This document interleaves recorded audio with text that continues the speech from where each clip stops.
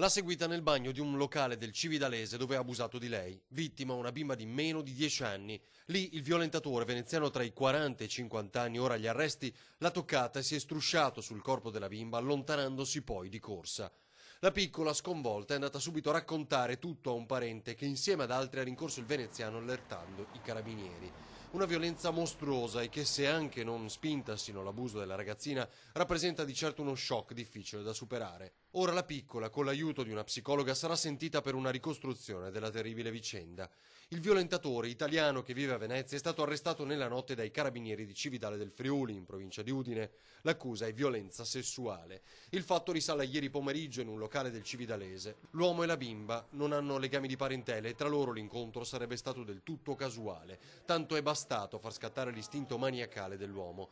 Dopo aver abusato della bimba e l'inseguimento è partita l'indagine dei militari. Un quadro definito subito chiaro per le tracce organiche che il veneziano aveva addosso e per altri elementi raccolti sul posto dai militari dell'Arma.